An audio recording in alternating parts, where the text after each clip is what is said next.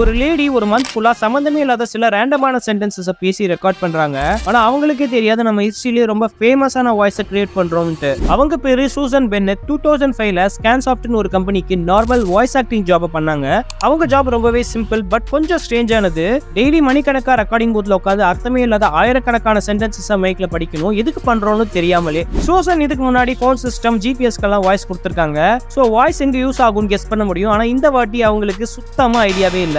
1 மந்த்க்கு அப்புறமா ப்ராஜெக்ட் முடியுது. Company payment கொடுத்துட்டு அப்படியே காணாம போயிடுறாங்க. கரெக்டா 6 இயர் கழிச்சு 2011ல ஒரு கிரேசியான விஷயம் நடக்குது. அவங்க ஃப்ரெண்ட் ஒரு மெயில் பண்ணி புது ஐபோன் 4Sல உன் வாய்ஸ் தான் கேக்குது அப்படின்னு சொல்றாங்க.